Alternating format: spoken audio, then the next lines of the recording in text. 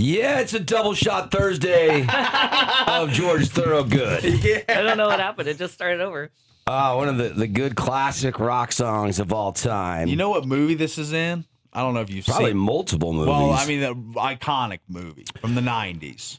I don't know if it's your genre, though.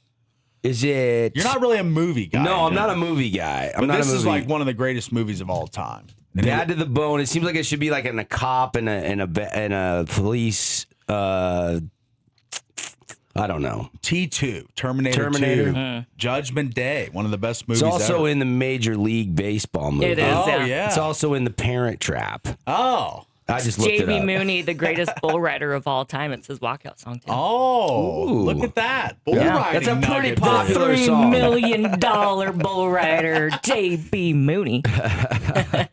You went to the PBR a couple years ago, right? PBR, NFR. Or NFR, yeah. Yeah, I've been multiple times. I love the NFR. Yeah. Haven't been for 4 or 5 years there. I was on a kick for a while there where we would go every year, but lately I haven't been going as often.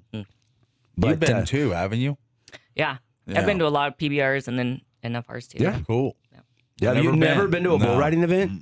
Oh, they're cool. The last one I went to was actually when we were last May. We were in Nashville, Tennessee, and I took my wife out there. We were having a weekend getaway, and we went to the PBR event at the Bridgestone Arena, followed by a concert. We watched Tim McGraw. So Oh, you got cool. the whole experience. You got the rodeo followed by a concert ticket for one price. I thought that was a pretty good value. Yeah. Everyone loves a deal. Yeah, that Right? was fun.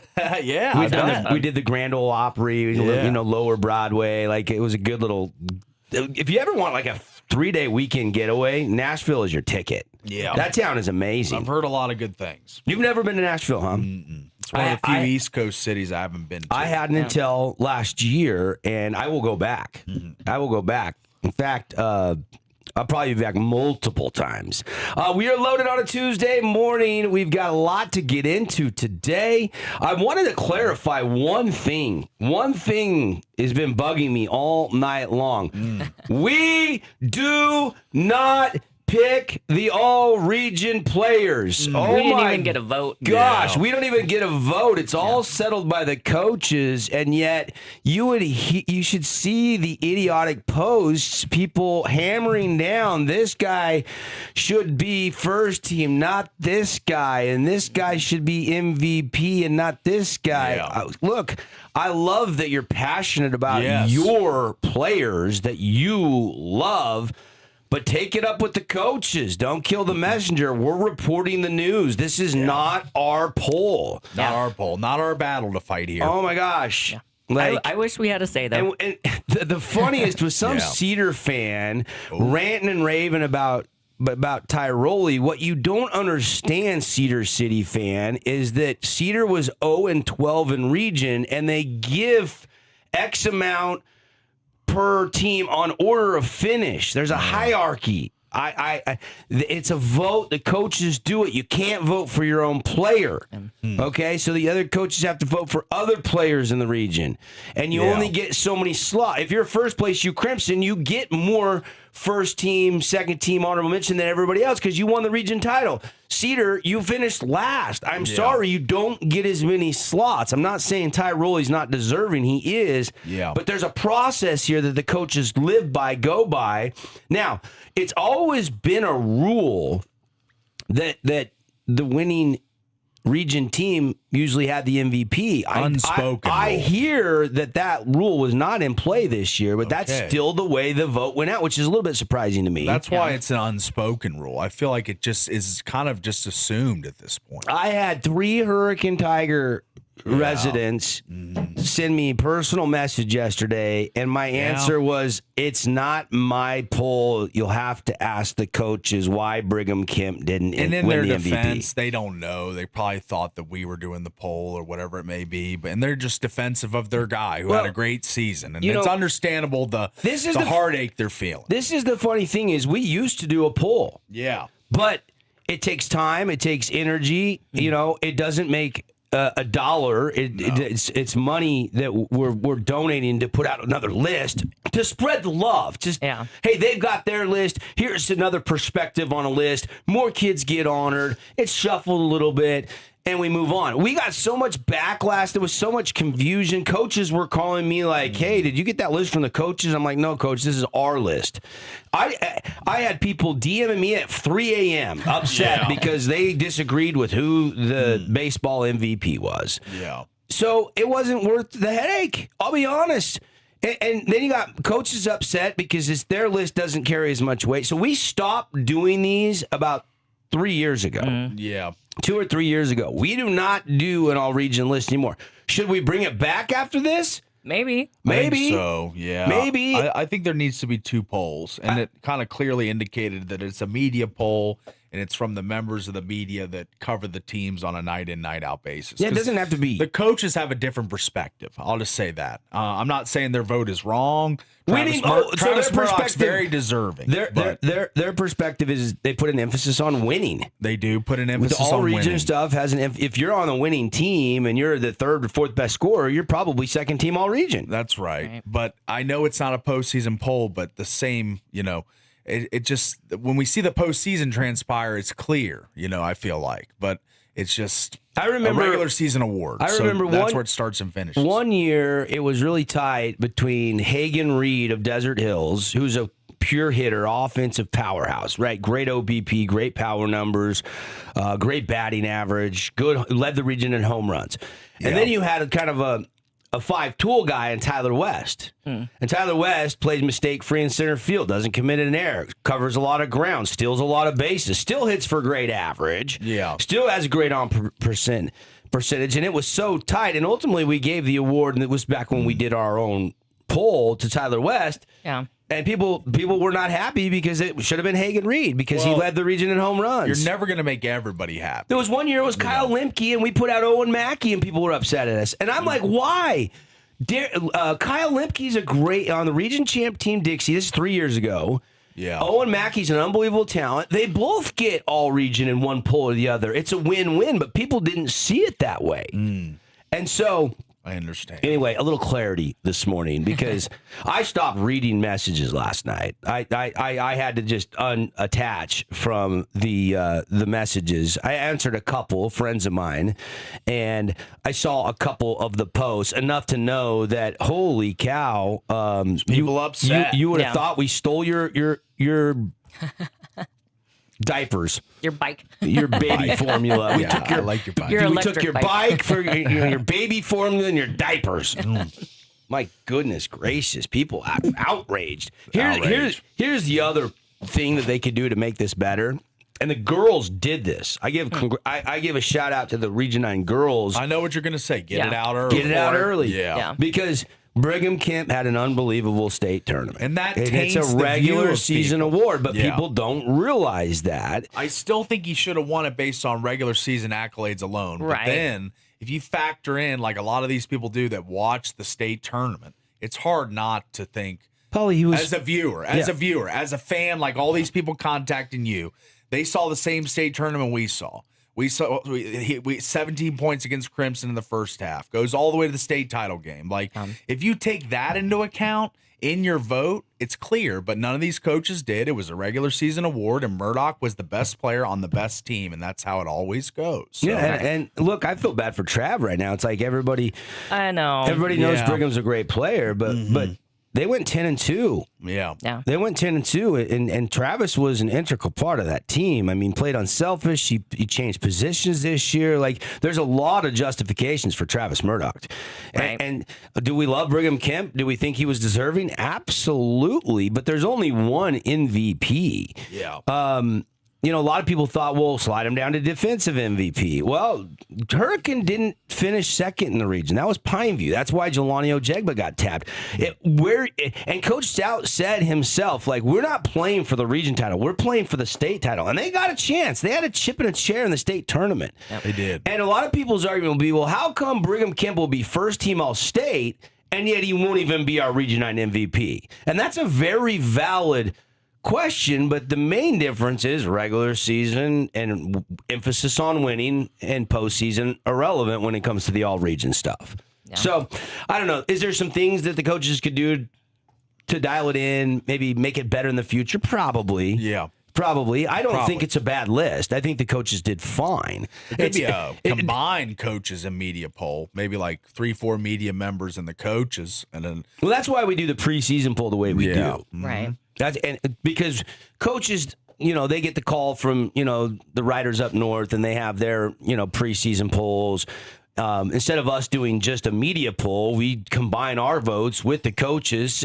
And realistically, there was only one flip-flop of third and fourth in the baseball Region 9 Media Day poll versus the Media Day and coaches combined poll. Yeah. I think Desert Hills and Dixie were third and fourth, and they were flipped in the other poll. So other than that, it was No Canyon 2, Crimson 1. That was who played for the state championship. Crimson won it. It's based on what you did last year. That's a little easier to defend. Then, Brigham Kemp is very easy to defend. I'm not saying he's not. Right. I mean, first in points. Yeah, steals. First in steals. Well, and I think there should be a point system based just off of stats, too. So. Well, see, that's what All-State will do. You'll get all the coaches in 4A that will vote for 4A All-State. Yeah. And what will they look at if they didn't play that team? They will just go look at the stats. Right. Yeah. So that All-State is a stats-driven award. And the region MVP is not. That's where people get confused, I think. Yeah. So that's a good point. But the stats based like voting. A point system I like that, the points. I like just a more defined way of naming a winner of the awards. I think there should be a system because it gets to be too opinion based, in my opinion. In my opinion. Well, opinion based. I talked to one Region 9 coach, and he said he had to give Coach Murdoch credit because there was an old standing rule that had to have the winner be on the region champs team. He lifted that rule this year. Oh, I like his that. guys reportedly, from what I understood, still won the vote anyway because I guess other coaches put an emphasis on winning. I like the lifting the vote. That made it an equal playing ground. I didn't think it was that way. So that's cool that Coach Murdoch did that to kind of level it and make it I'm even sure for Coach everyone. Stout's not happy. He's going to be fighting for his guy. Yeah. I think a lot of the Hurricane faithful that you were hearing from last night, Coach Stout, kind of the friends and family of the program, probably upset today because they haven't had a player of Brigham Kemp's quality and caliber since really Jackson last. It's been a while since they've had a player this good. Yeah. So yeah, I mean, Bryce Thomas was good. But it's nice to take home these awards when you're on the precipice, but, again, if you missed it, Region 9 MVP came out like late Friday night. So we didn't get our list out till yesterday. Travis Murdoch was tabbed MVP. Jelani Ojegba was the Region 9 defensive MVP. Again, these are the coaches' votes, not ours. The first team, all region, was Brigham Kemp, Colin Simmons, Reggie Mackey, Cooper Ranson, McKay Lindquist. Second team was Caleb Schmidt, Ty Rowley, Asher Blair, Netta Tuifa, and Britton Phillips. Tuller, Spence, Barrett, Luke, Openshaw, and then you had some honorable mentions as well. So, I didn't think the list was off by much at all as far as the names were on the list. Now, sure, could you lobby somebody honorable mention? Could have been second could have been first, and first could have been bumped down. There's always those debates, right? Right. But I think the big one was everybody saw what Brigham Kemp did at state, and they just assumed that he would be the Region 9 MVP if you didn't understand how the voting process works. So, little clarification, not our list, just got the list from the coaches. Coach Murdoch sent it over to us. We posted it, put some cool graphics behind it on Region 9 Sports and the Fan Sports Network socials, and then, Anarchy breaks loose. Yeah. Hey, good to know people are following us on socials, though. Yeah. Yeah. And everybody's entitled to their opinions. Yeah. I'm not mad at anybody. I was a little frustrated when, we're just sad that they're mad at us. Lobbying. It's not even us. Look, Ty Rowley's a great player, but somebody was lobbying for Ty to be first team, and I'm like, look, you guys were 0-12 in the region. I'm sorry, but you didn't win any. It doesn't mean he's not a great player, but there's slots allotted with 7 teams. Yeah, there's a pecking order. There's a caste system of ways, so. Yep. Anyway, so had a little clarification there, out of the gate, off and running on a Tuesday from inside the Findlay Hyundai Studios. Glad you're with us.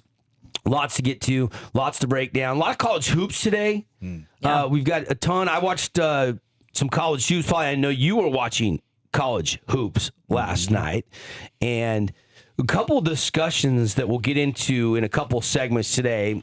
One, the WAC tournament, the seeding, the scenarios. We'll talk about that with a big week ahead. Two, the Big 12, I think, is front and center right now. Yeah. With BYU dropping out of the polls, clearly trending in the wrong direction. Yeah. Other teams like Arizona continuously flexing their muscles as they beat Iowa State last night. Right. Yeah, they won going away again, and I think that there's BYU is supposed to be in that first cut in the Big 12. They're 2 or 3 cuts below the top teams in the Big 12 now. They're with the West Virginias, the UCFs, the TCUs. They're with those teams. I mean, the record is the record. Look, BYU would have A.J. DeBonza start on Arizona. No other player would start on the Arizona Wildcats. Yeah. No, not Rob Wright. You're right. He would not. No. Bradley's too good. Yeah, he's too good. Bradley's he'd be a bench an NBA player on scoring Arizona, guard. but he was the top point guard in the portal, Rob Wright. So hope it was money well He spent. wouldn't start for Tommy Lloyd. He wouldn't start, but he was a great portal get, as everyone thought, and he's played well this year. But without Richie, this team, it's like cutting the head off a snake. Like they're just kind of squirming at this point. Like they've lost 8 out of 12 games. It's just they're in a free fall. Yeah. Yeah. I mean, for BYU, I don't know if we undervalued Richie Saunders' leadership, Paulie, like his importance to this team. I keep saying it's Baker and Saunders because they're a real similar type player. Dawson was more of just a sniper, and Richie was more of a 3-level scorer and obviously a little bit taller. But look, everybody's making this all about Richie because really when Richie got hurt, on February 14th, the already thin Cougars could not replace his senior leadership or production. Yeah. And now Kevin Young's got to put all of the production on 2 guys, Rob Wright and A.J. DeBonza. Yeah, but the blaming it on 2 players, a lot of teams have injuries throughout a season. I know losing one of your big 3 is not ideal, and Richie's a great player, 18 points per game player, but you got to have more on the bench than what BYU has. I mean, they spent like $10 million between Wright and DeBonza and didn't build a bench. So that's just roster mismanagement from Kevin Young. He should have planned for this. Kennard Davis, where's he been? He has not been good. He's been terrible as of late. Kennard Davis was great in the non-conference. He has become a pumpkin in the conference play. Postic, Kiba Keita. I mean, Kostic is actually the only guy that can make a 3. But that's all he does. Like when he just hunts around the perimeter all game, he has no other aspect to his game really. Yeah. So they've missed Dawson Baker's leadership. Yeah, they missed Richie Saunders' I leadership. bet they missed Dallin Hall at UVA. Nate Pickens too. Yeah, Dallin Hall, who Big transferred loss because he was a good keep the composure kind of guard, make a big 3, whatever. I mean, they just don't have that guy other than Postich. I mean, whenever he comes off the bench, plays all right for him, but they don't have the shooters on this team. I mean, it's just not a very good perimeter shooting team. And if DeBonza doesn't score 30, they don't win. I mean, even when he does, they don't win. That's right. I mean, they're playing Cincinnati tonight. It's Cincinnati's senior night. They're playing for their tournament lives.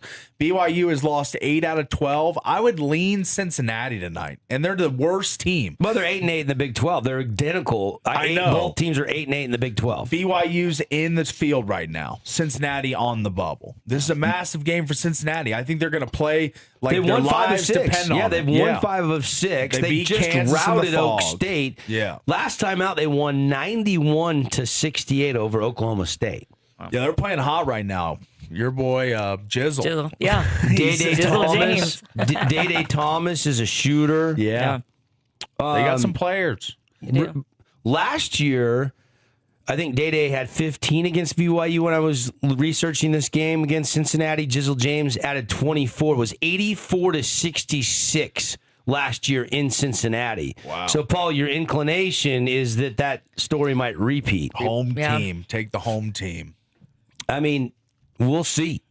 We'll see. Very interesting. This Gun is to your head right now, back against the wall. What seed does BYU get? 8. If you had to pick. 8. 8. Oof. Man, that's a really 7 or expensive 8, team yeah. for an 8 seed. This is a really expensive team, period. Yeah. And you look, you can't all in blame AJ or Rob or KY because injuries are just part of the game. That's right. And Dawson Baker and Richie Saunders are 2 catastrophic injuries. I mean, if you could have picked anybody else, I don't like playing this game, but the point is take 2 other guys and throw injuries out there and have those 2 guys healthy. I guarantee this would not be the same equation. If Richie plays, they're probably a 4 seed, but they're going to double their seed line now. I think you're right. 7-8 sounds right because they lose tonight. I mean, they lose. Joey Brackets has got them on the 6. CBS Sports' latest bracketology has them on the 7. So they're sitting there 6-7. But look, if they're 1 and done in the Big 12 tournament, then it's going to be probably the 8 seed. Yeah. I mean, they just dropped out of the top 25 rankings. Yeah. For the first time after 21 straight weeks ranked. Yeah. 21 straight weeks. Yeah. Okay. West Virginia, the nail in the coffin. Was the last loss before unranked or before they went unranked. Okay, pat yourself, Paulie. Yeah. The old Mountaineers. Very baby. timely. Sending the Cougars out of the rankings. Real timely jab there. Send them home down the country road. Yeah, that's right. Yeah. Just look, this team is just not deep enough. It's not poised enough. And at this point, Paulie, what I'm hearing from you is a end of season turnaround is unlikely. They're in a swoon. Despite KY's continued optimism. He continues to be optimistic. Yeah, I've seen his pressers, and I saw what he said after breaking down the film of the West Virginia game is the effort wasn't there. I mean, West Virginia had 18 offensive rebounds. That's they're horrible. not a good offensive rebounding team. So that's embarrassing for BYU. Well, that And hadn't been an Keba issue Keita, before, you know. I don't think. I don't think I'd seen lackluster issue. No, I mean, it was just kind of a one-off, but still, it was really kind of concerning to give up almost 20 rebounds to one of the most undersized teams in the Big 12. If there's one thing I noticed last night watching Arizona, they give maximum effort every play. They're playing, it's number 2 versus number 6. It's a top 6 matchup in college basketball last night. And Bradley, Awaka, Koa Pete, like their 7th and 8th guys off the bench are better than BYU starters right now, except for AJ. Except for AJ, and that's the other thing about that Arizona game. You watch it, you just turn it on, and you look at the players side by side. Arizona's huge, second tallest team in the country, and like that shows. They got a lot of size, and it poses a lot of problems. And BYU's really only big guy that they can rely on is Keba Keita, you know. So I mean, he hasn't been great. He's a hasn't senior. been great. And Boscovich is a he's senior. got the thing on his hand now and everything. Like, I don't know. I'm just worried about this BYU team, but I think that they could kind of fizzle out towards the end of the season. I could see them going 1 and done in the Big 12 tournament, 1 and done in the NCAA. Just the way they're playing right now. AJ, I feel That'd like be every disappointing. night AJ steps on the court, he is playing to solidify the number 1 pick in the upcoming NBA draft. Because Darren Peterson has been unavailable. He's been tugging on his jersey. Bill Self's been ignoring him. He doesn't seem like a trooper. I don't know. Like athletic talent, shooting ability. He a lot of drafts he would be the bona fide number 1 pick, but there's some red flags. And Tara had the mock draft from the Athletic this morning, and latest one I've seen. These things are all wild and they change all the time. But number 4 pick to the Pacers would be Caleb Wilson from UNC. Number 3 to the Hawks from the New Orleans Pelicans would be Cameron Boozer. And then number 2 to the Wizards would be Darren Peterson. And number 1 to the Sacramento Kings, AJ DeBonza. So DeBonza's starting to take that top spot in most mocks now. You saw Peterson there quite a bit throughout the offseason into the early stretch of this year. But I think like what you're talking about, tapping yourself out of the game, saying that's enough. I don't want Limited to play. availability. Yeah. Cramps, a bout of illness. He's missed 11 games this year. He's played limited minutes in several other games. That is going to get scrutinized. Yeah. It's an 82 NBA season. So, later in the show, let's debate who would be the number one pick if Cooper Flagg was still in this I like year's that debate. draft. All right, we are off and running. It's the drive on a Tuesday. So good to have you in. Show and opening rant brought to you by Coral Canyon Golf Course. Get your sticks and get your tee times. Got to plan ahead of peak golf season, but don't pay too much. They got dynamic pricing, so you can go to coralcanyongolf.com, check out the sheets. You can call out to the pro shop and get your tee times. Bistro 72 is rocking with delicious food before, after, or during your round. Pro Shop fully stocked up with all your soft goods. Go enjoy your round and go low this year at Coral Canyon Golf Course. We'll be right back.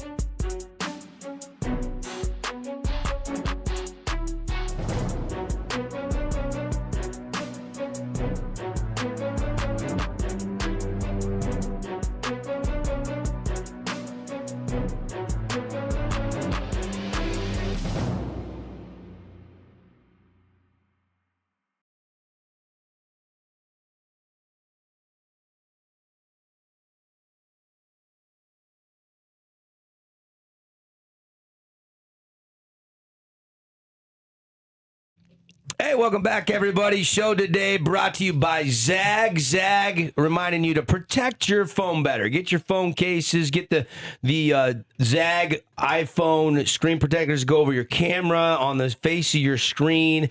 It is a lifesaver, Paulie. I've had numerous screens save the actual phone countless I've actually got times. one on mine from Zag. Yeah. They come with a lifetime warranty, so if you drop your phone and it gets cracks, spider webs through your screen protector, you just take it back in, you pay the $10 warranty payment, and off you go with a brand new screen protector. 2 St. George, 1 Cedar City. Zag, they got all the latest and greatest accessories for the new phones that have hit the market in 2026. All right. We wanted to stay on college basketball for just a second here. Yes. And start bench cut. Yeah, the mock drafts that we just talked about last segment, the top 3 players are pretty much consensus. It'll be Boozer, Peterson, DeBonza. In what order is up to you and the team's drafting. Well, we won't know until the lottery balls go bing, bing, bing, bing, bing, Right. bing, bing, That's bing, right. Yeah. But I don't think there is, as much as some believe, I don't think that depending on the team, the first pick could be different. Depending on the need of the team, depending on what they value in the player. So I don't know that it's like a shoe-in, but we'll see where everyone stands. Let's see where. Let's be honest. Let's be honest. Peterson, Boozer, DeBonza, they can all score. They can all score. They can all score. I will go. You will go first. This is really easy for me. Okay, start bench cut. Fire I'm away. cutting Peterson. Oh, okay. He's not an Iron Man. He doesn't have that moxie. He doesn't have that dog in him. Doesn't have that it factor. Doesn't have that old school. But do you like, need I'm an gonna NBA guard to be Brett Favre? I mean, he's super talented. One. No, but I'd like him to be Manu Ginobili and like play hard. Okay. I mean, I don't want him in the infirmary report every week with a hurt pinky. Yeah, that's Exactly. true. Oh, he's cramping again. What are you going through menopause already? Like, what the hell's going man. on? Like, come on, dude. He's It's catching true. shrapnel. He's fragile. He is. This is so easy for me to cut But him right he's- out of the gate. Maybe he's saving his body for the NBA. Maybe he doesn't care about college and he just wants to collecting collect his his NIL. NIL and get out. You know, Well, I mean, maybe that's not the character you want, so you're cutting. Exactly. Do him. you think Okay. he's conserving energy and he's going to turn it on in the NCAA tournament? Maybe. Do you think so? You think he's just like a light switch, like the cold clap on, clap off, and then turn it on and off like Well, a he's light? that's where he makes his most money, and that's how he's gonna move up the draft board in By the the way, NCAA tournament. is that not the speaking of the clapper? Is that not the? Are those still around? Because I've always wanted one. And You I want never one, got huh? one. Like I want to be able to just go, and my light turns on. Yeah, that is nice. I don't have to get up to go to the switch. Yeah, the switch. You're Anyway. sitting down watching a game. So I am cutting Peterson, Peterson and it's cut. not even that hard for me to do that. All right, here comes the harder decision. I would probably, it depends. To me, it doesn't matter who has the draft pick. But say you're drafting. You're GM Devin. Boozer's probably a better shooter than people give him credit for. Yeah. DeBonza's 3-point shooting percentage a little scary, but I think there's room for improvement. I've seen his work ethic. His athleticism is off the charts, but Caden Boozer is not. He's not limited. He can go inside and out. He can rise and throw down. Like he can shoot it and stretch the floor. 26 last night against NC State. Yeah. But I think just the absolute drive, and I think it probably a little bit biased because I've met AJ DeBonza. I've seen him in a high school dunk contest. I've judged his dunks. I've got a little bit more of a feel for him than I do Boozer. Now, I did talk to Carlos Boozer last fall out at Sand Hall Resort when he was in town for the Friendship Cup. Yeah. And we should get Carlos on the show. He actually we were Break chatting and said he'd come down. on the show sometime. I'll reach out to him. We'll see if we can reach get out him to on him. before the NBA draft. Be a big get. Maybe during March Madness. Yeah. So I am going to bench Boozer though, and I am going to start DeBonza. All right. Just because I think DeBonza will go 1, Boozer 2. I think Peterson drops to 3. Even though the most talented, athletic, and the best shooter in this of the 3 is Peterson. Yes, Peterson is probably the best overall scorer of the three. But as far as just concentrated microwave offense where he can just score in spurts, Boozer does average 22.6 and 10 rebounds, 4 assists. So just like Dad. Numbers wise, I think he's the best yet, but I think the talent is different. So we'll go to Tara now. Ladies first, go ahead. Yeah, I'm on the same page as Devin. I'd Same absolutely page. bench Peterson. Mm-hmm. I don't like him. Yeah. I don't like his attitude that he brings to it. And like I said, if the only time he turns it on is when his money's on the line, then that's not the kind of person I want on my team. So you're cutting Peterson. Cutting Peterson. And Boozer, I think, is great. But just knowing AJ, I think I'm biased too. I think he brings a lot to the locker room, not just on the court. So I think he'd be a great first round. All right. First pick. So you're going to start AJ, Yes. bench Boozer, cut Peterson, same as Devin. Yeah. All right. Well, I'm going to cut Peterson too, so we're all three out on him. On that, so yeah. I think AJ and Boozer are both better players. Their availability is higher and they're more readily available and ready to go. So I just can't count on a guy that's just a depreciating asset that doesn't play when he's supposed to. Right. But I will bench AJ. I think that Boozer could be something for a team that is a 15-year all-star. I think AJ will deliver all-NBA a few times and be a superstar more years. But I think if you want a 15-year all-NBA or all-star every year, clock him, all-star, I think that you take Boozer. I would start Boozer, cut AJ, and bench AJ and cut Peterson. Yeah, so we all cut Peterson. Boozer, Flipped the for bonds us. really tight either way you shake it. Yep. All right, got to take a break. Not done talking college basketball. We'll circle back to some more storylines, get you ready for some games tonight. I want to talk about the WAC scenarios to get ready for Thursday and Saturday, but we got a couple days to do that. But we are cruising through hour one, and show brought to you by One Health. Quick shout out to One Health here in St. George. New doctor, Dr. Carl Turner. Perfect family for everybody. You don't have to bounce between clinics. One-stop shop if you have kids in sports, physicals, checkups, all in one place. Blood pressure medicine, they got you. Old school family doctor care with modern medicine at One Health St. George. We'll take the break. We'll be back in a flash on The Drive.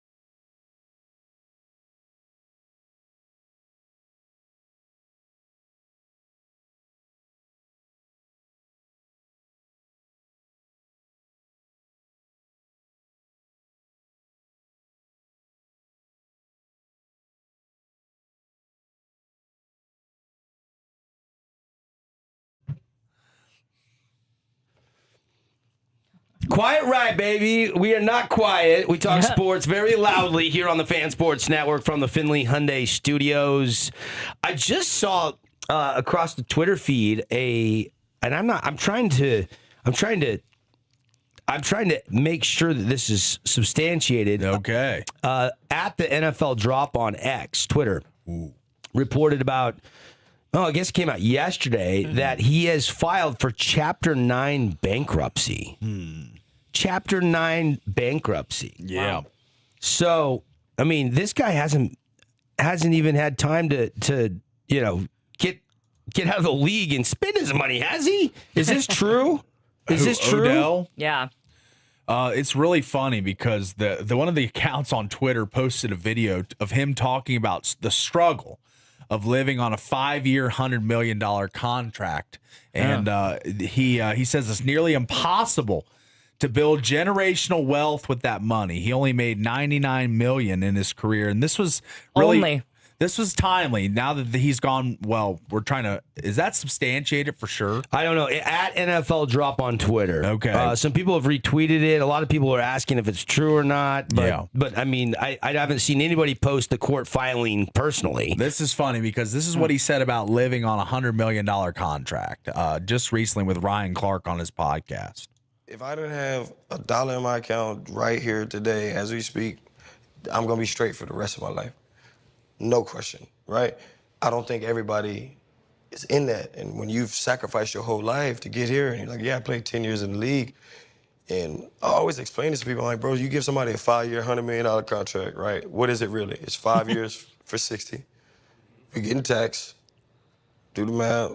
That's 12 a year, you know, that you have to spend, use, save, invest. Flaunt, like whatever, however, just being real. I'm gonna buy a car, I'm gonna give my mama a house, I'm gonna do, everything costs money. So if you spending $4 million a year, that's really $40 million over 5 years, 8 a year, you know? And now you start breaking down the numbers, it's like, that's a 5-year span of where you're getting $8 million. Can you make that last forever? And you always hear the people who ain't us and ain't been in the position, like, oh, well, that would last a lifetime.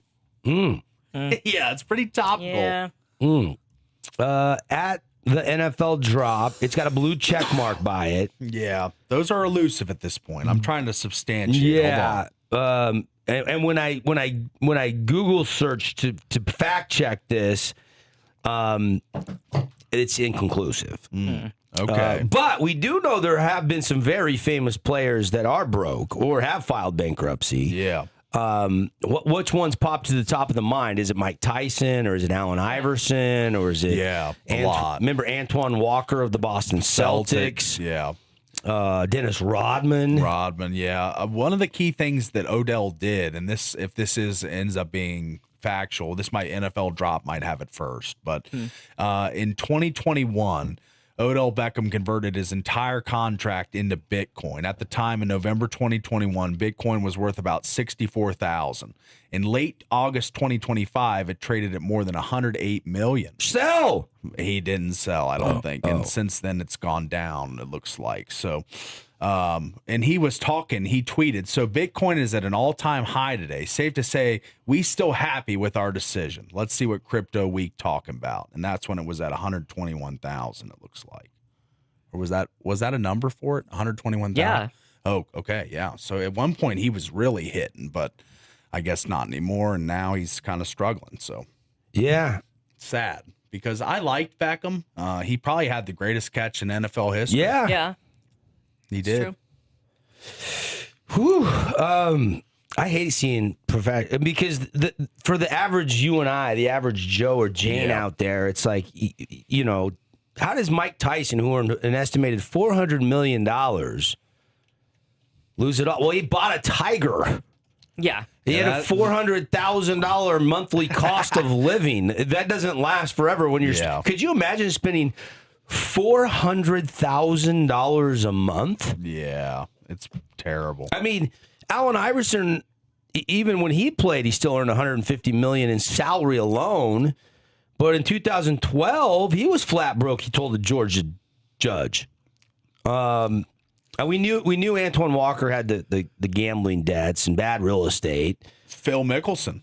He had some gambling debts and stuff like that. Yeah, but I don't think Phil is flat broke. He was filing for at one point, wasn't he? And then he kind of surged back. But, he's a degenerate gambler. So a lot of guys had some financial struggles in the pro athlete scene. Yeah. And maybe Terrell Owens, another one. Terrell Owens, yeah. And maybe Beckham is the next. Yeah, could be. I mean, I know a lot of professional athletes that, were really smart with their money, invested it wisely, and they're set now. Right. And, and these guys can't even go play a round of golf with their buddies and bet $20 a side. Like, you don't want Odell Beckham Jr. in your foursome. He won't pay his bet. Some of the names, Tony Gwynn was broke. Kurt Schilling was selling off the bloody sock. He was so broke, that's if you remember that. Yeah, from Boston. Lenny Dykstra had the part of those Mets teams. It's just for you and I, it's like, how do you blow through millions? But if you have it, it's... Misplaced trust, bad advice, household troubles. I mean, there's a lot of factors that can go into losing all your money. Yeah. I don't know if this is substantiated or not. I don't know. We'll figure it out. Yeah, someday, somehow. The news will come out. The truth will be found. That's right. It could just be someone poking fun at Odell Beckham. Who knows? You never know. Who knows? All right. Anything out there that you see? Don't believe it. There's a lot of fake accounts out there right now. I hope we just didn't get duped on live on local radio. Hey, you know what else I saw? And I was really, really excited for this. And we're going to have head coach Chris Fatenauer on the show tomorrow with Kyle McDaniel, who's absolutely raking right now. Yeah.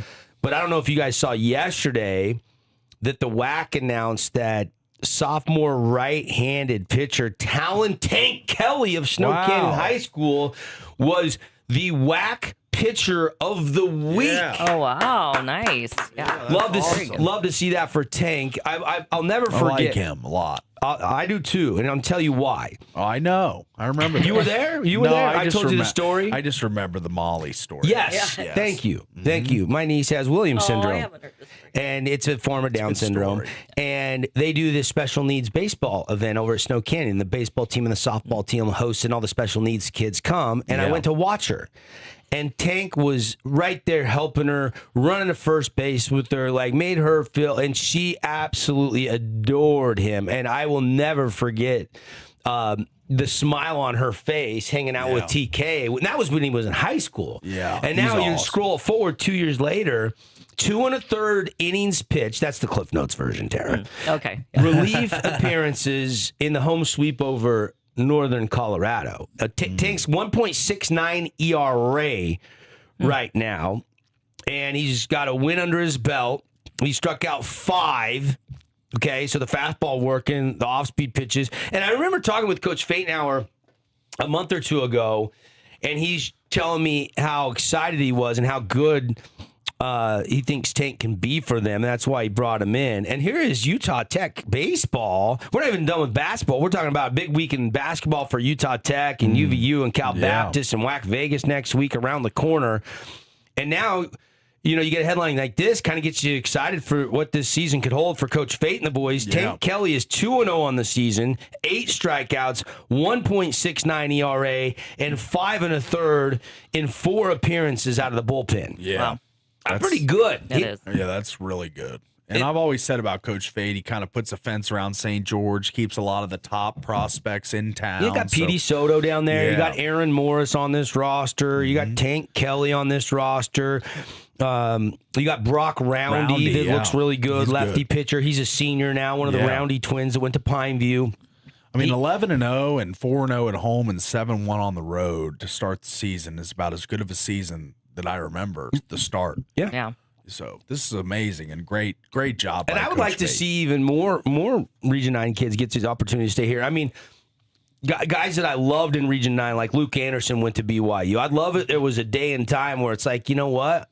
A player of his talent, I'm going to stay hometown, and I'm going to go play for Coach Fate, and we're going to keep the momentum rolling. This could be a really special year in the works. Guys have the aspirations of playing at Utah. Well, some kids want to move away. They want to go. They want to experience college life. Some want to be close to home and stay. Every kid's different. But imagine if they would have kept like a Luke Anderson and a Landon Isaac Fry. Lyon. Like some of those guys that got away. Like Landon Fry was an instrumental piece and a bunch of Region 9 guys on that UVU team that beat Oregon in the college baseball national tournament. You know, that was a great run by them. And imagine if some of those guys stuck around too. You know? I mean, he had Dylan File here. Yeah, and he went on to go to the bigs. He's still pitching in the bigs at 29 years old. And you're not going to get them all. Yeah, but you can get most of them. Yeah.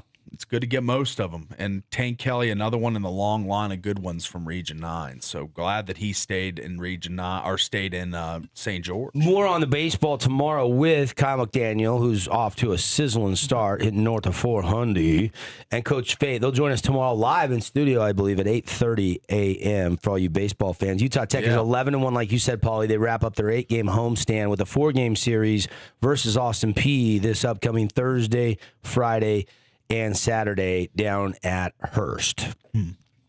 Yeah. Okay. Rounding out hour 1. Hour 2, we'll get you some top stories. We'll get into the WAC stuff. If we get time, we'll give you another clip from our high school baseball media day. We're getting right into the nitty-gritty of spring sports springing out onto the fields and the tracks around southern Utah. You got softball, lacrosse. You got boys volleyball still in the gyms. Yeah. Baseball, softball, girls golf. The first high school girls golf tournament will be today. Yeah. So I'm going to be checking that out with my sophomore. She'll be playing in that tournament today. Yeah, I'm looking forward to seeing how they do. If we can keep it under I think today is only a 9-hole match. It's kind of like a little tune-up before the big region schedule. Shoot under 70? Well, I was thinking 46. Under 46 for 9 would be. 9. Oh, yeah. Okay, holes. Sorry. Okay. Under 70? Yeah. For 18, probably tough. This is my sophomore, my third. It's baby, and she plays for 3 months and then doesn't touch club all year. Then she plays for 3 months and then she hasn't touched a club. Though. No, she doesn't need to practice. No, last night she's like, Dad, I can't hit my driver. Like we got and I'm like, absolutely, I'll go hit ball. So we're gonna have to have a little range session before the tournament today. Yeah, I like a good range session. I need a range session. That's what I've heard. Tara said she's been trying to help you, but she said she's got to call Hank Haney. Yeah. This is more of a Hank Haney project. Yeah. Maybe Jadon Blake or something. Get him out there. That's a little Tara Atkins pay grade to help you. Yeah, we need Hank. Although I'm trying to remember who hit a tee shot further, you or Tara at the long drive. 100%. He didn't even hit the fairway. I think you whiffed, didn't you? No, I got it off the ledge, but not on the grid. I didn't get on the grid. Off the tee. I didn't get on the grid, though. She got on the grid. I got on the grid. She did. Hey, I took third. She took third in her classification. You didn't even make solid contact. I got one up in the air. You got it off the tee. Yeah, I got one up in the air. Paulie calls me the other day. Says, hey, my buddy might be coming in town. We'll play some golf. We maybe go to Metallica. I'll even come golfing with you, but I'll probably just ride in the car. Yeah. That was a quote from Paul Ratliff. He'll drive it around. I'll drive it. Yeah. That should speak very highly of his golf acumen. Right. Yeah. This guy that's coming has been begging me to start playing. He's like, you better start now because the residency for Metallica is in October. You might be able to lose only 10 golf balls if you play once a week now through October. What did we lose at Green Springs that day? Like 20? Well, I don't know if I can count that high. Yeah. It was a lot of lost I'm not kidding. The last and the only time I actually was on the golf course with Paulie attempting to play a round of golf, I had never seen somebody lose so many golf balls in my life. Like, it was absolutely ridiculous, the amount of golf balls. He's that guy that's like, I'll take some range balls, and he puts half the bucket in his bag, so he's got range balls to hit on the course. They were the Kirkland balls, don't worry. They weren't Pro Vs. They weren't Pro Vs. Okay. Hey, hour 1 winding down. If you ever want to make a quick buck, just bet Paulie on 9 holes of golf. Losing. Yeah. We'll take a break. We'll come back and we'll get you what's trending and then some other stories to get to on the drive. Stay with us.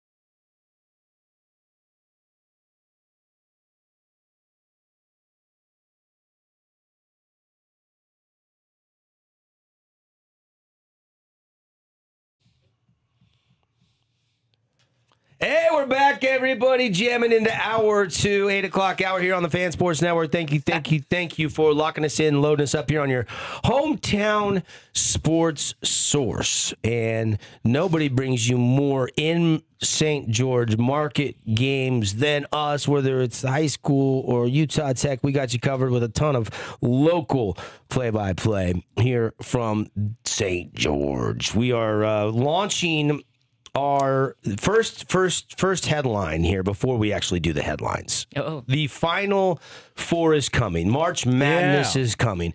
We call it our Road to the Finals. Yes. This is a promotion that I started, I don't know, 15 years ago probably. Mm-hmm. And we were just looking for a fun March Madness interactive listener promotion, and I have kind of kept it rolling no matter where I've been, whether I was over at ESPN or I was here at the Fan Sports Network. And our Road to the Finals, this is where we put you, the listener, into the field of 64. And we are going to take one or two qualifiers today, the second hour on the show, to just kind of wet your whistle. And then starting tomorrow, we're going to use the text line. We're going to have some pop-up remotes. In fact, Saturday, we'll be over live from 11 to 1 at Nets on Fire, giving away seeds this weekend. I think next week we'll stop by, Fabulous Freddy's and Sunrise Tire, some of our great sponsors, maybe even a third pop-up remote at some point at Dixon Direct. We've got some great sponsors. ATV Bryce is back with us. Going to give you a chance to go ATV Bryce. Oh, nice. Fortify Physical Therapy, a new sponsor jumping in with us. We've got just a ton of things planned. We're working on some watch parties, and we'll get those announced as soon as we finalize those. Now we're talking. So we are hoop heavy. We are excited about our road to the finals. And so there's only 64. We give you the play-in games. Yeah. So we qualify 64 listeners. If you get a 16 seed, I know. That's kind of a letdown. Yeah. 16 seeds don't beat 1 seeds. Except very the often. Retrievers. Except once. Yes. Once all time. Yes. Ryan Odom. That's right. Put them on the map, baby. Yeah, that's right. But if you do get a 16 seed, we're going to give you a Dixie Direct book on the spot. There you go. You're an instant winner. Because that softens I got a 16 seed. Yeah. But we're filling up the whole bracket of 64. It's the luck of the draw. So how it works, same as always, this is a test. This is strictly a test to test our sounder machine. Oh, Tara, nice. play everybody the sounder that they will be listening for. This might sound familiar for some of our longtime listeners. When you hear this, you need to be caller 4, but not right now. I'm just playing the sounder for you. There's the cue to call. Mm-hmm. I like that. You want to save the studio in your phone if you want the number. Paul, tell everybody what they're saving in their phone. All right. 435-990-9950. Yeah. 435-990-9950. Put Fan Sports Network studio or text line.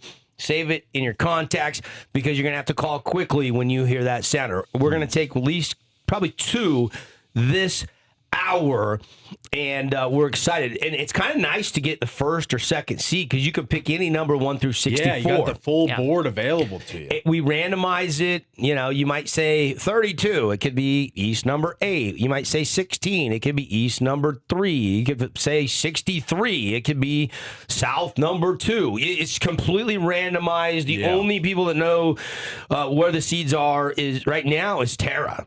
Yeah. Yeah. She has the master control sheet. I do have it. Look at that. So, but I'm not giving anything away. Yeah, she's a Girl Scout, so she does not show that to anybody.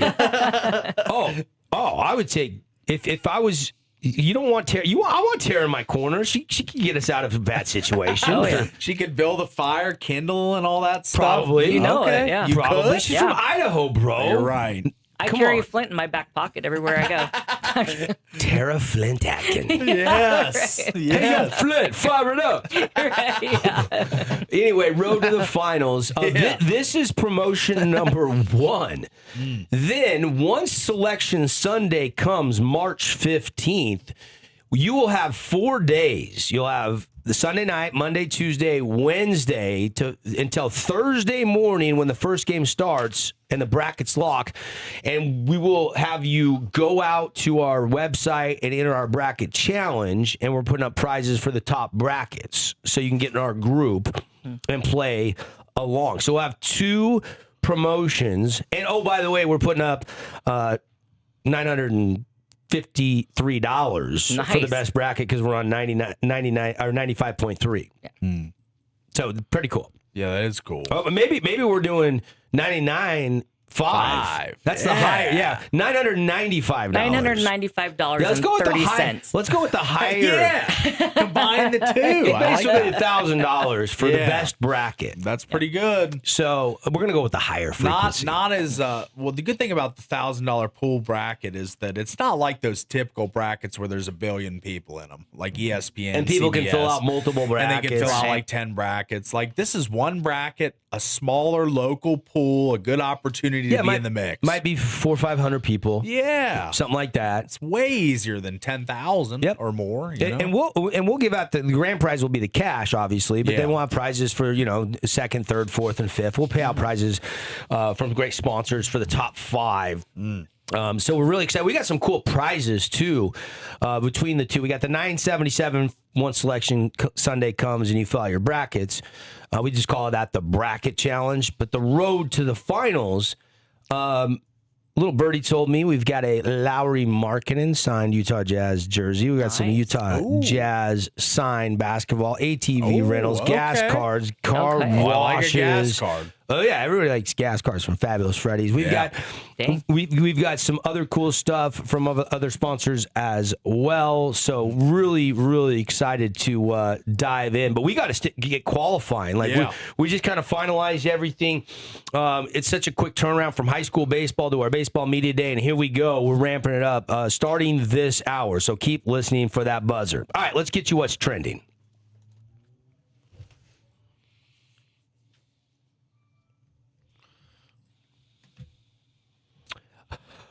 Okay, we haven't talked about this, believe it or not, but NFL trade yesterday was pretty noteworthy. The Texans are adding a proven running back playmaker, to their offense. They acquire David Montgomery. Yeah. Sonic and Knuckles, and that's broken up now in Detroit. David Montgomery going to Houston in exchange for an offensive lineman, Juice Scruggs, who was a 2026 fourth-round draft pick, and they're going to give up a 2027 seventh-round selection. And Montgomery had 2,500 rushing yards, 33 touchdowns in 3 seasons with the Lions.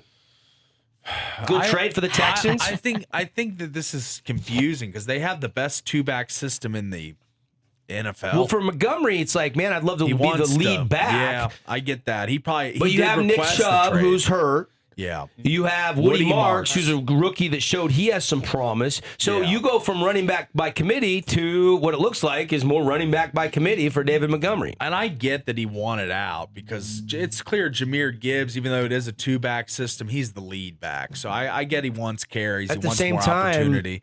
But he should... I mean, the Lions are a great team. I would want to stay there. Good offensive line to run behind. That's the kicker for me.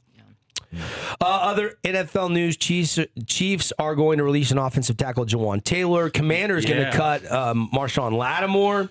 Yeah, that's a timely move, but because it saves like $18 million towards the cap, so that bumps us up to like 90-something million. But, man, give up a second and third round pick for a guy you pretty much cut in 2 years. It's a bad trade by the Commanders, but on we move. Browns are fortifying their offensive line. They also did a deal with the Texans. They get Titus Howard from Houston in exchange for a 5th-round pick, and he'll get a new 2-year, $45 million deal as a result. He's 29. He's spent his entire 7-year career with Houston.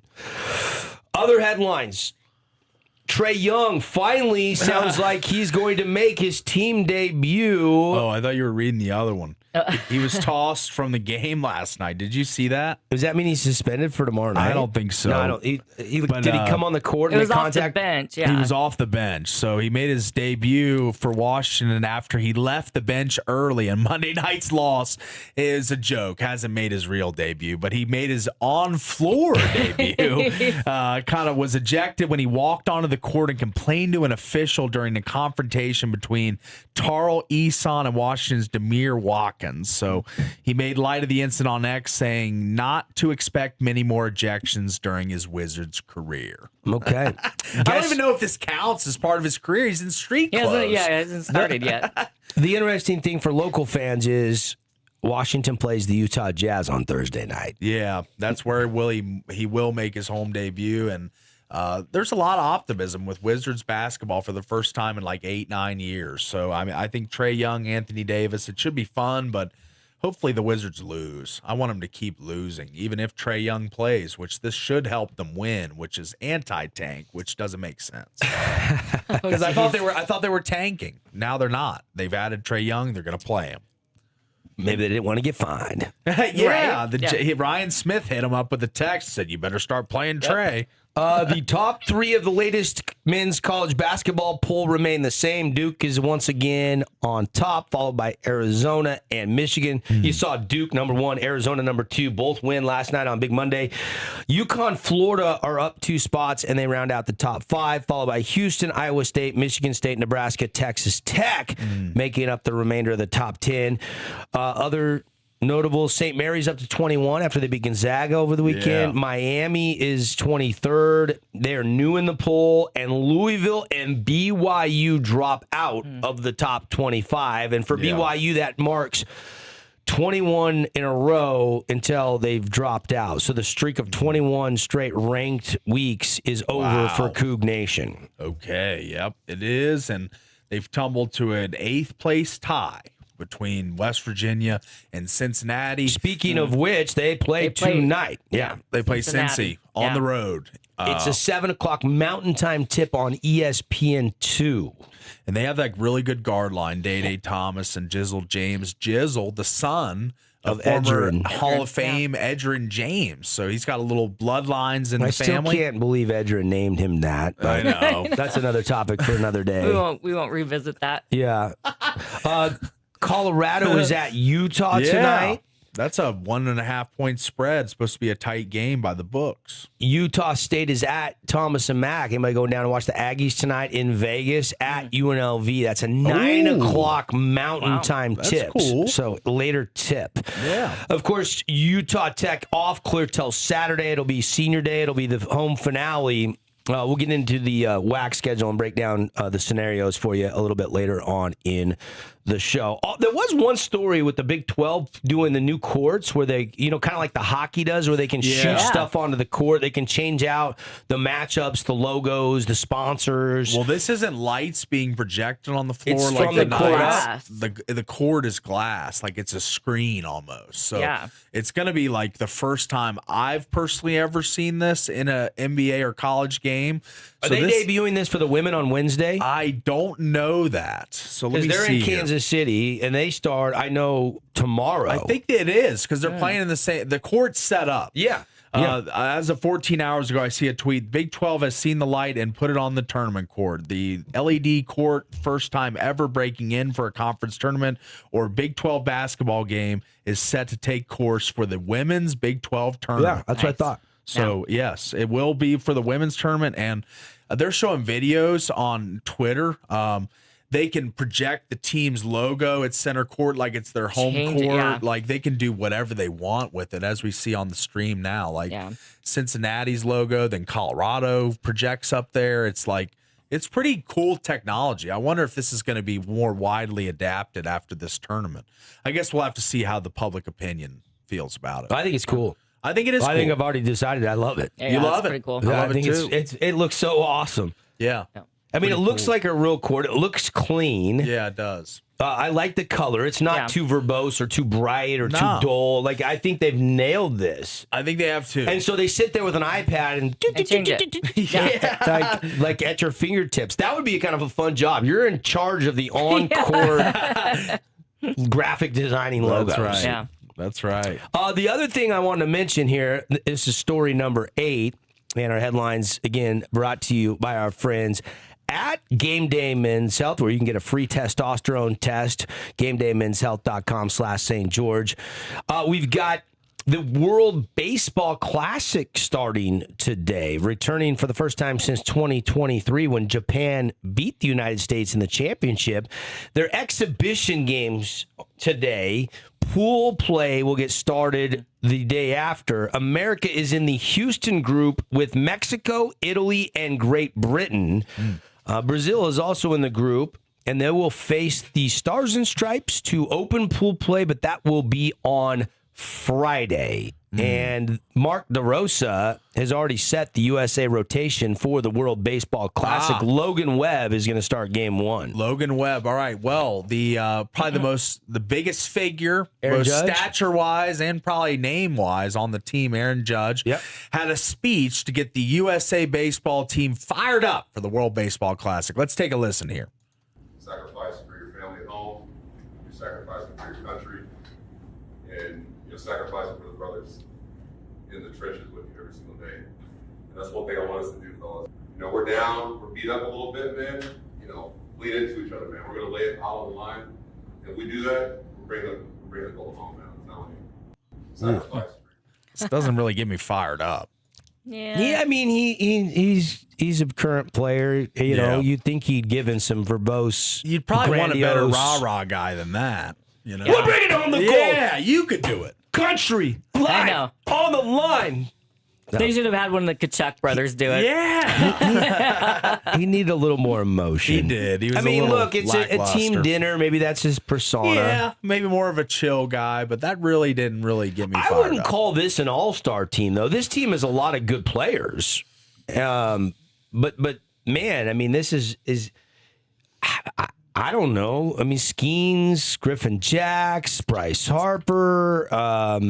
You know, the pitching is going to be interesting. But like, look, we've got meaningful baseball games before the season starts, which is going to be fun. So I'll be tuned in.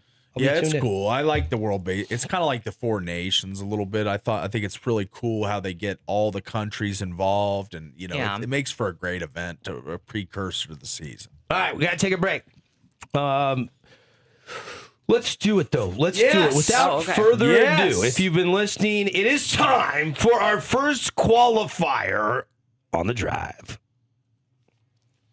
Here we go. Okay. Who wants to be number 1? First caller. Let's go. You want to win a Traeger grill, Jazz basketballs, all kinds of fun prizes, gas cards, car washes, all kinds of stuff. We are all fired up in our road to the finals qualifier. Hopefully you save the number. If I'll not, read it again. It's We got we got one. 435 Ask your phone number. 990-9950. Caller All right. number 4. Do we have caller We've number got 4? Yep. All right, let's go to the phone lines. Who's this? Hi, this is Kristen. Kristen, good morning. How are you? You're lucky number 1 here. You get the choice of any number 1 through 64. What's your lucky number this morning, Kristen? Let's go with 55. She's going Ooh. Double nickel. 55. Tara, tell her what she's won. East 16. Oh my gosh, you're a winner. A Dixie Direct book. Kristen, hang on the line. We'll be right back on the Fan Sports Network. It's The Drive. Thank you.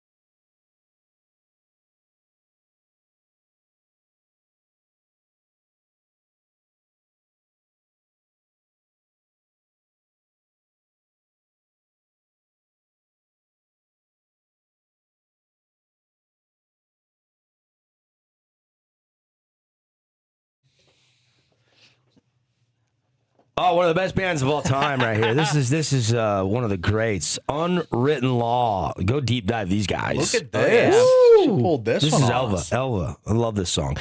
We are live for your best this month at Prime IV. Give your IV an extra boost with the Lucky Leprechaun add-on for only $65, Polly. Do you know that you can get B12, Amino Blend, a double dose of taurine? Hello to energy and vitality. They've got a Niagen special. You can add 50 milligrams for only $50, 100 milligrams for only $100. It's normally $220. Niagen, if you add it to any IV, it supports anti-aging, energy, cognitive functions. Celebrate March with a little extra luck and wellness exclusively at Prime IV, and tell them the guys and gals on the Fan Sports Network told you to stop on by. They're 6 years and going strong, helping the community feel their best. And any IV for just $85. That's it. On March 20th and 21st, they're celebrating 6 years. So you're going to want to mark your calendar for later this month. I'll tell you more about that. We'll remind you March 20th and 21st, and you can get any IV. This is a great opportunity to try it for the very first time for just $85. Prime IV, proud sponsor on the Fan Sports Network. All right. Last week we had our media day. We haven't quite got through every team. I don't know if we'll get through every team, but again, want to remind everybody we're trying to, showcase one per show, get through them all, getting you ready for the high school baseball season. Let's hear what Jagan Levitt and the Desert Hills players had to say. And here is from our media day coverage last week, a little taste of it. And again, if you want to go watch and hear from Dixie or Pineview or Snow Canyon or Hurricane or Cedar, it's all up on the fansportsnetwork.com or our YouTube page. Just search the Fan Sports Network and subscribe. Our Region 9 Baseball Media Day, Devin Dixon, Caden Formaster hanging out here on the Fan Sports Network, and the Desert Hills Thunder and their brand new coach, Jagan Levitt, in the building. Harmon skiing with us, as well as Isaac Swanson. We'll talk with those two guys in just a minute. But Jagan, take me through the hiring process and tell everybody how excited you are to be a head coach, and not only a head coach, the youngest head coach in the state of Utah. What's up, Skip? Not a whole lot, man. Not a whole lot. We're just staying busy. Tryouts ended, good practice yesterday, and we just keep going on and on and on. Hiring process is good. We talked about it a little bit before, but yeah, had a good interview, and they said I was the right fit for the job, so getting it done. Yeah, we had you on the show, but for people that missed that, you were young, but you went right in there, from what I understand, and said, hey, I know you're going to say I'm really young, and you kind of knocked the elephant out of the room right away. Yeah, correct, because, you're not allowed to say it for, the age discrimination part, and so, yeah, I brought it up myself. I'm like, yeah, I'm young.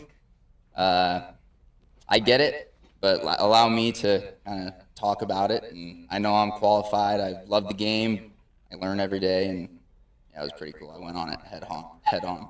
It wasn't that long ago I was calling your games at Pineview, and I was watching you play for Fate over at Utah Tech, and now you're a head coach at Desert Hills. Tell us about your team. Give us an overall preview for the Thunder this year. Yeah, we got some studs. Obviously, last year we lost a lot of seniors, but I think we got a really good group. Harmon will play short. Isaac will catch. Briggs Fillmore. Briggsy. Yeah, Briggs. He'll play second. We got a lot of moving pieces. Everybody could play everywhere. Jax Tolman, center fielder for us, pitcher. Roa Wall, first baseman, pitcher. A couple seniors, like Brock Graff's a stud. He'll be a senior outfielder. Two good freshmen as well, which will be pretty exciting. So, like Asher Williams, Asher Williams? Heard the name. Haven't seen him play yet. Oh, wait till you see him play. He's awesome. He could catch third base. We could move him around pretty well. And Cohen Fuller, he's a freshman who moved in from Vegas. How long ago? 6 months. Was it 6 months? Probably 4 months. And he played with Asher, on the ZT national team. He's a great pitcher, great kid, just a kid you want on the team. Sounds like you're excited about the club. I am so excited about the club. Tell us about the staff. You had to go out and build a staff. When I talked to you last, you didn't even know who you were going to bring on as assistant coaches. Who do you got? Yeah, so I got some guys that are staying. They're great. So like Coach Matt Bingham, Tim Gardner, and I hired a new pitching coach. His name's Drew Hill. He was the head coach at Richfield the last few years. He's my age. Played at TCU, just freaking awesome. So he's one of the best hires I could ever have. Yeah, he's a stud. Mental game, pitching, he just knows the game, man. So since this is a new coaching staff, tell me about the identity that you want to build into this team, the culture that you're trying to set. Yeah, I tell these guys all the time, either we win or lose, I want the other team to think I never want to play those guys again. We just want to be that freaking gritty team that gets after it, little rats, but also we got guys that could hit the crap out of the baseball too. So, just a hard freaking working team. That's what I want. I love it. That's kind of how you played the game. Yeah. You'd run through the center field wall if it meant you could make the catch. Absolutely. Yeah, absolutely. All right, we'll come back to Jagan Levitt for some more questions at the end, but let's go over to Harmon. And Harmon, man, you've been playing at a high level for a long time now. Now all those seniors are gone now, and you're one of the guys. It's kind of got to be the vocal leader and by example on this team. What's that mean to you? Yeah, so what we kind of said is we don't really have captains, but we for sure have leaders on our team that, lead our warm-ups, lead us through and just pick guys up. But with our team, there's not really a way that we act better, or we don't have a seniority type of thing. So all the kids are treated the same, and I feel like that just helps us mesh really well. So What's the mentality like for you where, you've been a starter in varsity as an underclassman, and that's always nice to feel like, man, I'm stepping up, I get to play varsity, that's great. But now it's a different role because, as you mentioned, now you are a leader in the dugout. What's it been like for you this season knowing that you're going to take that onto your shoulders?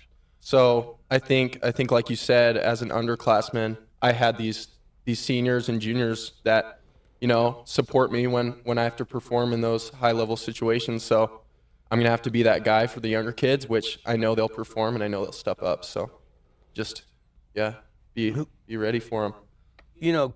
Kevin Cave, love Coach Cave, but what's the biggest difference between the new coaching staff and the old coaching staff? You got some of the same assistants. That probably helps a little bit, but has it been a smooth transition from a player's perspective? So it was a little weird at first, for sure, having the new coach come on, but I feel like there's definitely a difference in coaching style. With that team we had last year, it was kind of just go up and swing the bat because we had all those guys that could just, they could just swing it. But this year we're focusing on more of kind of the little things and trying to get the most out of everything we can so that we can play the best we can.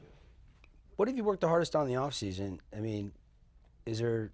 How's the arm too? Because you didn't pitch as much as you probably wanted to last year. Yeah, so I've definitely been working on the arm. I pitched this summer a lot, and I'm working into it this year for sure. So you'll see me on the bump quite a bit.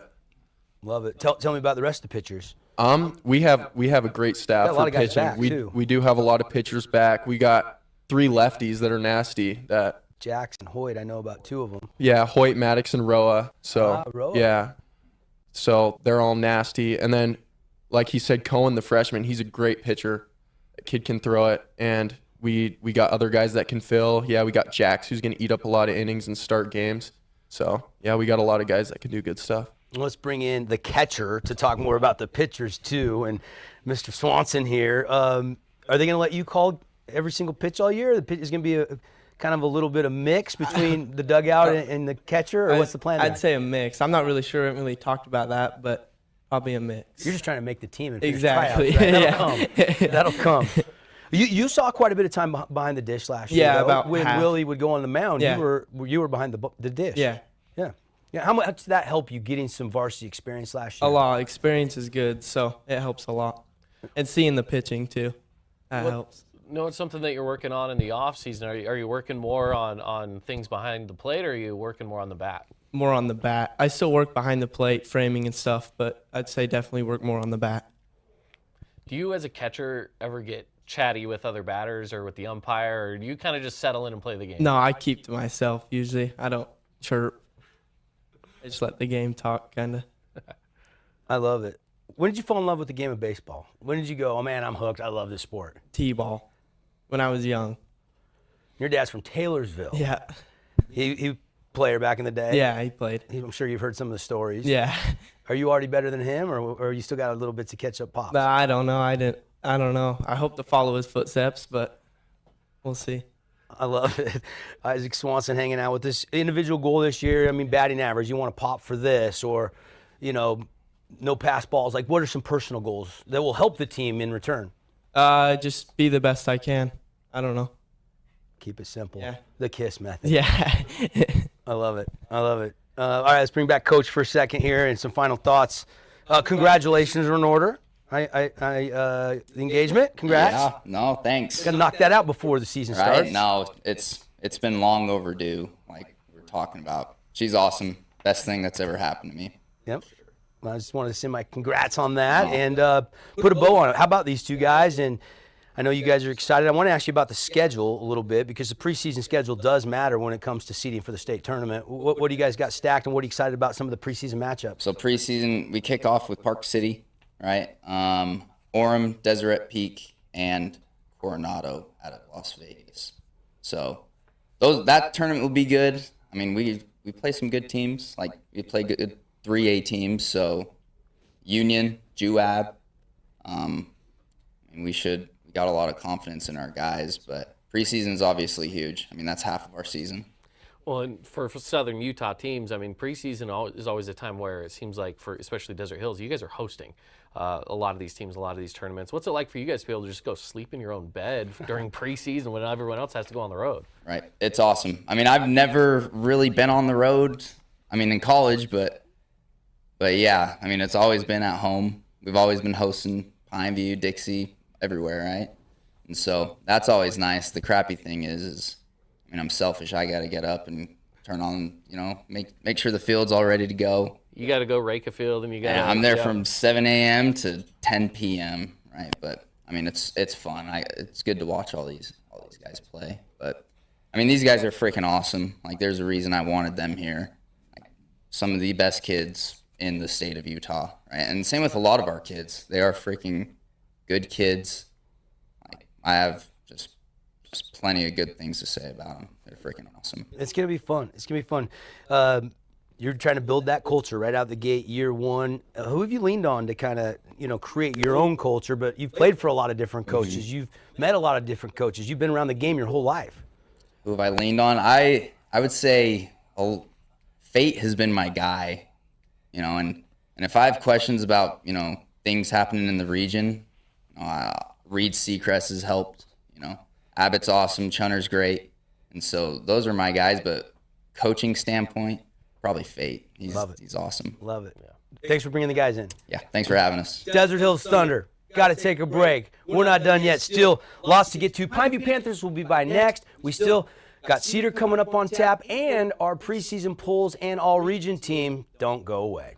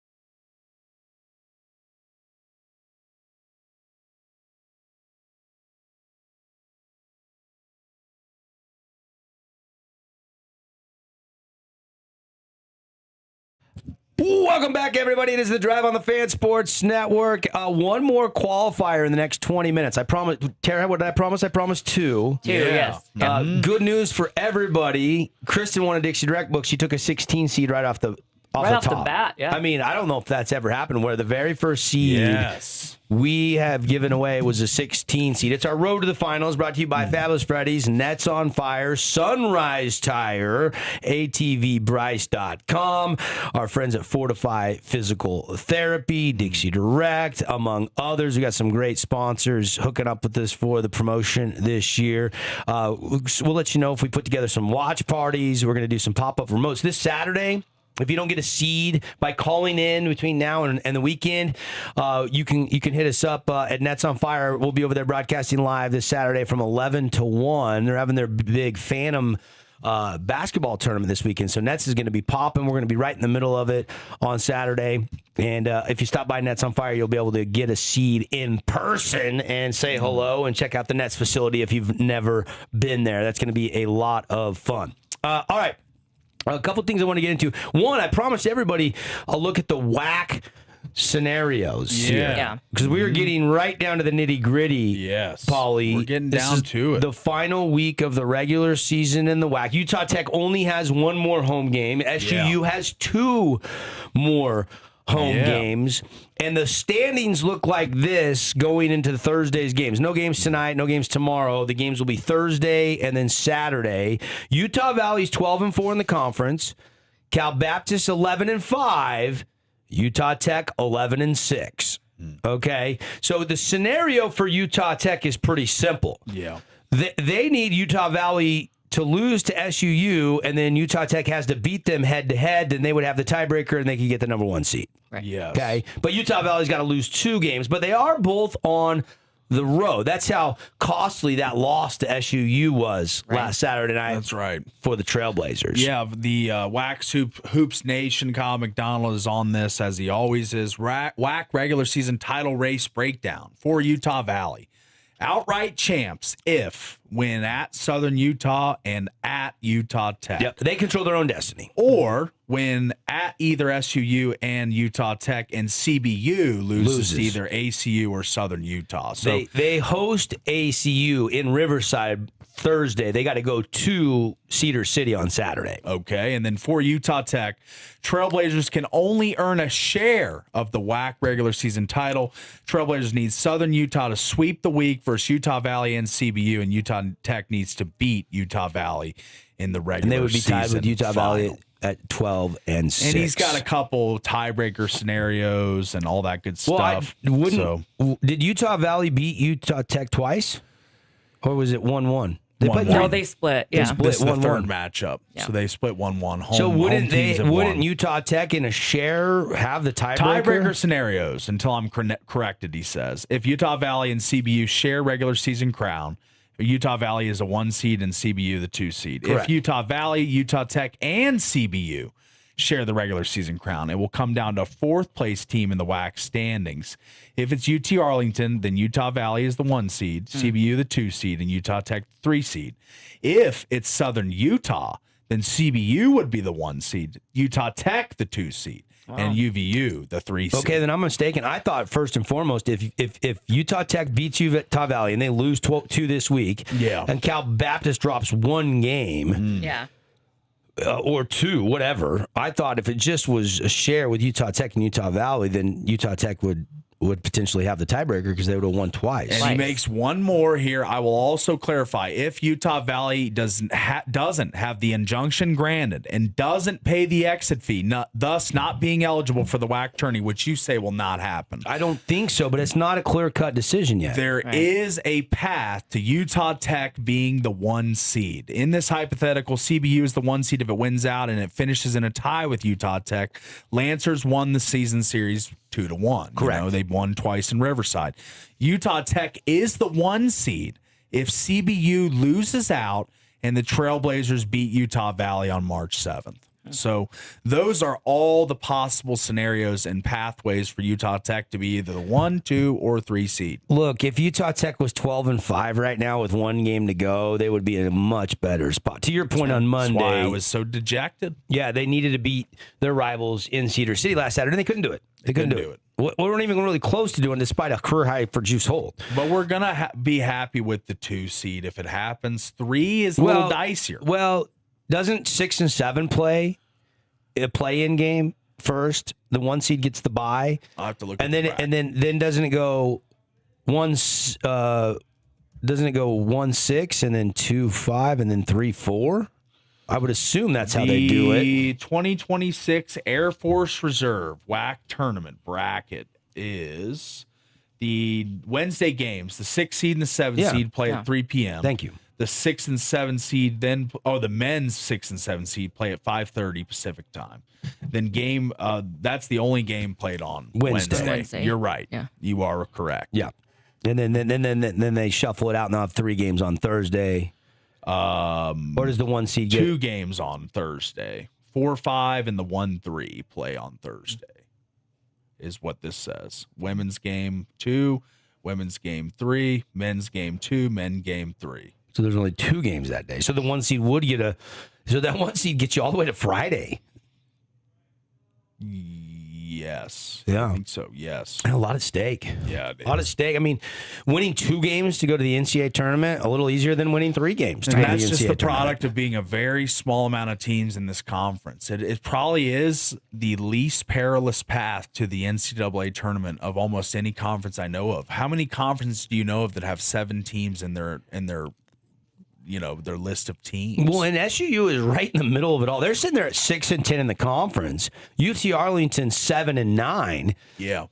If SUU can beat both BAP and UVU, holy smokes, they would be doing their favor 8 and 10, and I gotta believe they would probably pass UT Arlington. UT Arlington has Tarleton and Abilene both on the road this weekend. They could drop one of those games, and then it could be another tiebreaker scenario. So it's all going to play itself out. It's a little muddy even with 7 teams, especially when you factor in UVU's unknown court order and restraining order. It's kind of a mess. All right. Kind of a mess. Final break, but not before we do what I promised we were going to do. If you're just tuning in, this is your cue to call. You're going to want to hear this sounder for the next week and a half, 2 weeks. We are filling up our fan bracket with the road to the finals. This is where we put you, the listener, into the field of 64. The further your team you're attached to goes, the bigger the prize package. You will not know what team you are rooting for until March 15th. And then once you see who, say you get East 5 is, you'll know, okay, that's so-and-so. The further they go, the bigger prize package you win. You do absolutely nothing. The only work you have to do is give us a number 1 through 64. We have caller number 4 on the line, Tara? We do. All right, caller 4, good morning. Welcome to the show. What's your name? Cade. Cade, good morning. You know how this works? Have you played before? Yes, I have. My dog, let's go. All right, we only have one number taken, so you have pretty much your pick of the crop, and there's 116 already off the board, so that helps you a little bit. What's your lucky number today, buddy? Number 4. Number 4. Final 4. Staying Final Yeah. 4 themed. Okay. East 8. East 8, not All right. bad. Okay. All right. Great, We'll take it. great things happen out of the East 8 seed. We 8-9 will see. game. You get that, and then what is the 1-8? Yeah. Yeah. Yeah. That's all right. You get an It's upset. middle of the road. Could have been Yeah. better. Could have been worse. Kate, hang on the line. We'll get your info from you. And East 8, buddy. Okay. Thank you. All right. All right. Kate's going to hang. We're going to take a break. We'll come back. We'll wrap up things on a Tuesday morning here on the Fan Sports Network. Stick around.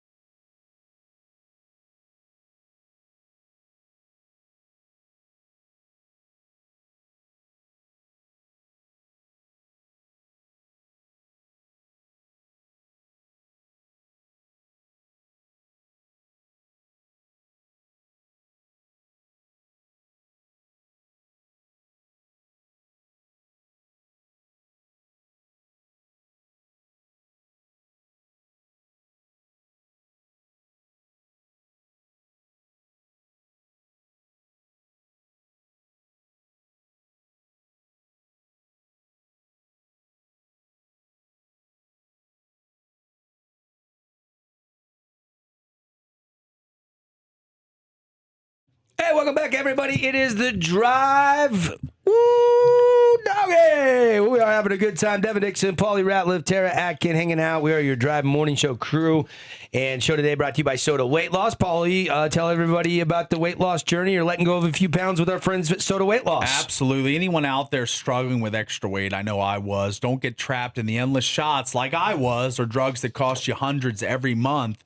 And often, again, in my case, the weight comes back. With Soda Weight Loss, join now and your partner joins for free. 2 transformations for the price of 1. That's a great perk. But in just 3 short months, drop 20, 30, even 40 pounds or more. No medications, just real food, one-on-one guidance from licensed nutritionists and habits that last a lifetime. Thousands of success stories. I'm looking to become one. Nearly 9,000 Google reviews. Start today. Be confident for summer, beach days, and feeling a decade younger. Short-term commitment, lifetime results. Call now or visit sodaweightloss.com or 866-800-SODA to sign up and speak with a nutritionist to have results that will last a lifetime, and you'll only be in a short time. So how about that? Yeah. 800-866-SODA. SOTA. Soda. Thank you, Paulie. Keep up Welcome. the good work. And fans, they still have that special offer going on? The 2 transformations. Yep. They can, any wife or any father or, husband-wife dynamic that wants to take on Soda, try to shed some pounds. Anybody in the household, right? That's right. Basically Father, son, Yeah. it doesn't matter. Anybody that's struggling with weight, 2 transformations for the price of 1 is the current BOGO deal, and I'm hoping more people take advantage because just melt the weight before summertime. It's easy, it's real food, and you get that licensed nutritionist guiding you every step of the way. Holding you accountable. I love that. That's right. Soda I got a weight call loss. with them today, actually. So yeah. We'll hear about that tomorrow on the program. That's right. Just a couple minutes left in the show here to kind of wrap things up. Some big games tonight in college hoops. BYU at Cincinnati. Yeah, senior night for the Bearcats. They've been winning lately. They've been really hot. This is a dangerous game for BYU, who desperately needs a win. They've lost 8 out of 12. They need a win here. What is the number? I think it's like 1.5. So it's a tight line. 1.5. Yeah, it's basically a pick 'em. It's hard to really get excited about hard BYU and to have any confidence believe. that they can go to Cincinnati and win that game. I don't like road games in the Big 12, especially when you've lost 8 I'm out of seeing 12. Cincinnati -2 right now. Okay, yeah, it's moved up. -2 right now. So Cincinnati is favored at home over BYU. Yeah. Utah also in action tonight. Utes will be hosting the Buffs on ESPN+.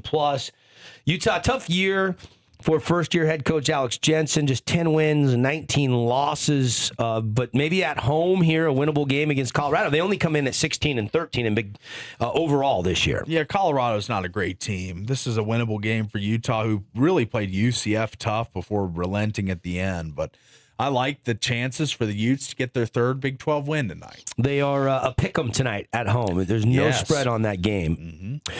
You've also got Utah State. This will be your nightcap. They'll be playing late night down at the Thomas and Mack Arena is it in Boise? Las No. Vegas. UNLV. Yes. Okay. Yeah, that's right. Was Thomas and Mack not a dead giveaway?